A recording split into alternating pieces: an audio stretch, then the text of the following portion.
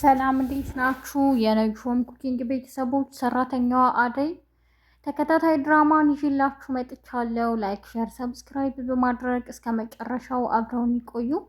ዛሬ እንግዲህ የሰማነው በጣም የሚያስደነግጥ ነው። እኛ የጠበቅነው የአደይ አባት እንዴት አደይ የማትፈልገውን አላገባም ያለችውን ሰው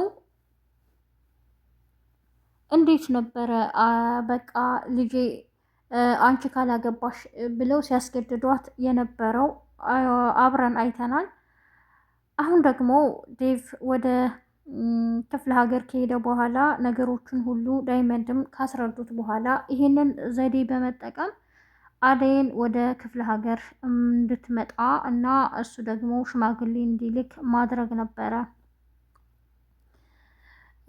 ያሰቡት።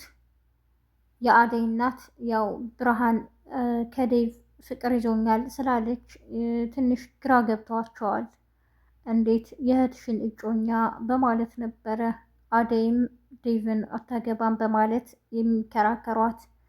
አሁን ደግሞ የአደይ አባት ነይ ወደ ክፍለ ሀገር ልጄ ካሉ በኋላ አደይም ትዕዛዛቸውን በመስማት ተመልሳ ትመጣለች። እናቷ ቤት ካረፈች በኋላም የአደይ አጎት ወንድሜ ይፈልግሻል በማለት ይዟት ይሄዳል።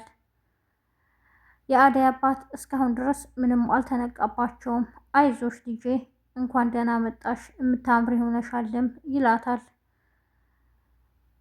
ግን እኮ ሽማግሌዎቹ እንዲመጡ ከፈለግሽ እናትሽ ደሳሳ ጎጆ ቤት አይደለም የኔ አባትሽ ቤት አለ እያለም ይነግራታል።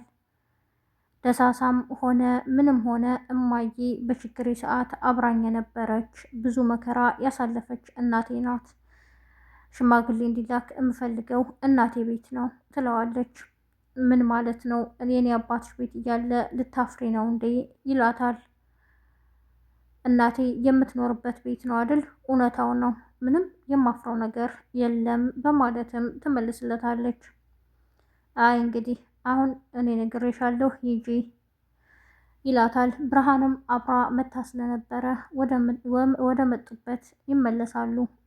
ብርሃንም አደይን እንዴ ዴቪድ ልታገቢ ነው አደይ ግን ትላታለች።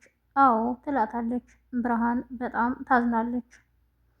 አደይ ገና የእህቷን ጉድ አላወቀችም። አደይ ከሄደች በኋላ የአደይ አባትና ወንድማቸው ያወራሉ። ቀያችን የመጣላትን ባል አላገባም ብላ ረግጣንና አዋርዳን ሄደች።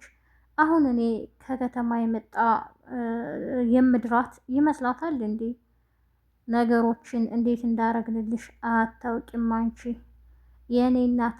እሷ የከጀለችውን እኮ መስሏት ነው እንዴ እኛ ያልነውን ነው የምንድረዋት እያሉ ያወራሉ።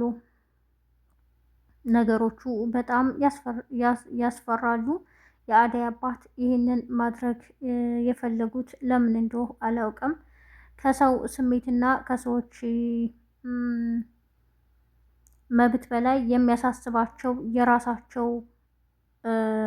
የራሳቸው ክብር ነው። ለሰው ሳይሆን ክብራቸውን አስቀድመዋል።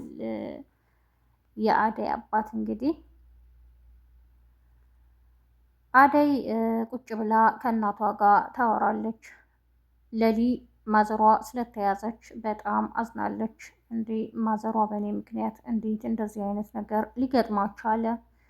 ስለዚህ የኔ ጦስ አያልቅም። እኔ ደግሞ አሁን የካንሰር ታማሚ ነኝ። ስለዚህ ነገ ልሙት፣ ዛሬ የማውቀው ነገር የለም። በእኔ ምክንያት ማዘሯ መሰቃየት የለባትም፣ እጄን መስጠት አለብኝ በማለት ወደ ማዘሯን ወደ አገታት ሰውዬ በመደወል ያለችበትን ቦታ ተነግረዋለች።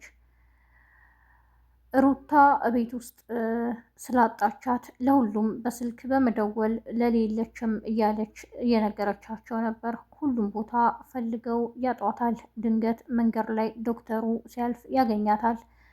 እንዴ እቺ ለሊ አይደለች እንዴ በማለትም ምን ሆነሽ ነው ይላታል። እዚህ ጸጥ ያለ ቦታ ነው ቁጭ ብዬ ራሴን ማዳመጥ ስለፈለግኩ ነው ትለዋለች።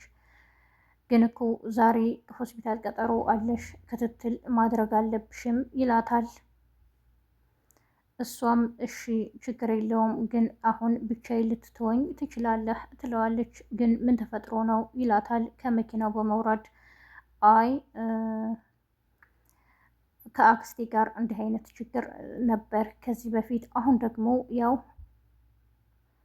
የባቡሬን እናት ያዟት በእኔ ምክንያት ትለዋለች። እሱም በጣም ያዝናል። ማዘሯ ምን ሁኜ ነው እዚህ የመጣሁት ለምንድን ነውም ትለዋለች።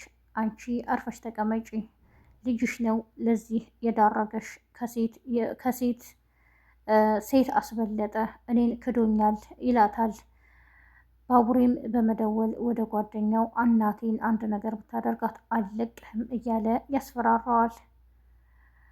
ማዘሯ በጣም ግራ ተጋብታለች። ልጄ እናት የለህም ትለዋለች። ወንድም እህት የለህም፣ ምንም አይነት ጥያቄ እንዳትጠይቂኝ፣ ሴት የሚባል ነገር አልወድም እያለ ያስፈራራታል። እኔ የባቡሬ እናት ስለሆንሽ እና እሱ ስለማይለቀኝ ነው እንጂ አንቺን አልለቅሽም ነበር።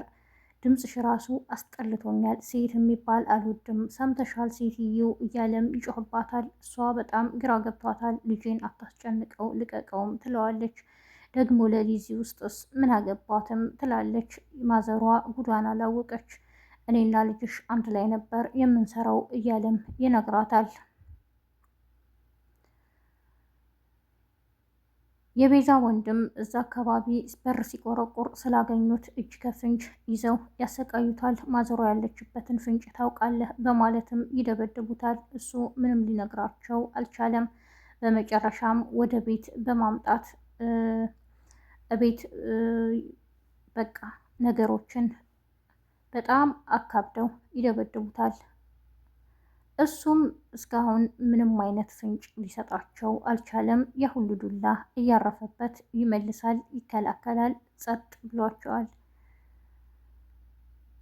ሩታ እና ሄለን ባቡሬ አደራ ለሊን ጠብቋት እያለ ይነግራቸዋል። እነሱም የእሱን ምክር ሰምተው እሺ በማለት ወደ ለሊ ይሄዳሉ። ለሊ በቃ ልውጣና ያለበት ቦታ ላግኘው፣ አክስቴን እስኪ እኔን ትውሰድ፣ ምን ታገኛለች ማዘሯ በእኔ ምክንያት እንዲህ አትሆንም በማለት ትወጣለች። ድንገት በወጣችበት ነበር መንገድ ላይ ራሷን ያዞራትና ትወድቃለች። ከኋላ እየተከተላት ስለነበረ በጣም ይደነግጣል። የዛሬው ክፍል ይህን ይመስል ነበር። በቀጣይ ክፍል እስከምንገናኝ ነጆን ኩኪንግን ላይክ፣ ሸር፣ ሰብስክራይብ በማድረግ አብራችሁ ስለቆያችሁ አመሰግናለሁ። አዲስ የምትመጡ ቤተሰቦች ነጆን ኩኪንግን ላይክ፣ ሸር፣ ሰብስክራይብ ያድርጉ። መልካም ቀን ባይ